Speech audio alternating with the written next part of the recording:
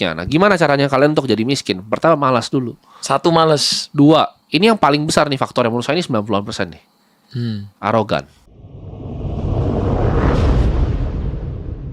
Jadi mindset apa sebenarnya Mas yang harus diubah sama yang tadi Mas bilang kaum yang susah membeli sama yang sudah berhasil? Apa yang harus bisa diubah? Mereka itu punya pola pikir selalu suka nyalain orang lain biasanya. Makanya nggak punya uang. Jadi maksudnya ketika mereka nggak punya uang, oh ini salahnya pemerintah, oh ini salahnya si A, si B, si C. Mereka selalu cari kambing hitam kecuali dirinya sendiri. Selalu suka nunjuk. Nah itu harus diubah Mas. Saya itu ketika saya berinvestasi, kalau saya melakukan kesalahan itu salah saya sendiri.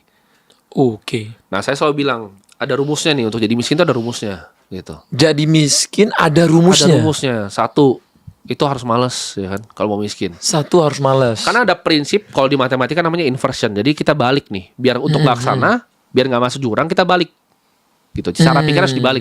Ini partnernya Warren Buffett, Charlie Munger selalu bilang nih, invert, dan invert. Jadi kalau nggak mau jadi miskin, pikir gimana cara jadi miskin. Baru jangan dilakukan. Oh, malah pikir sebaliknya. Iya, biar pikir sebaliknya. Nah, gimana caranya kalian untuk jadi miskin? Pertama, malas dulu. 1, males. 2, ini yang paling besar nih faktor yang menurut saya ini 90% nih. Arogan. Arogan. 3, baru bodoh. Jadi malas dulu 5%, 5%. arogan tuh 90%, bodoh tuh 5% lagi. Karena kebanyakan orang tuh nggak bodoh Mas. Mereka tuh udah punya intelektual di atas rata-rata biasanya, tapi arogannya setengah mati.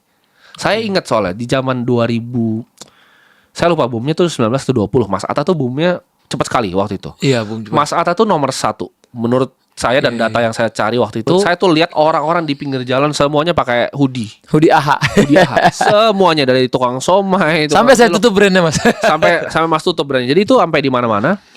Nah, kalau orang yang tadi arogan, mereka akan lihat fenomena itu dan bilang ini orang-orang kok ngapain begini, bego dan lain-lain, alay lah begini. Saya nggak pernah lihat seperti itu.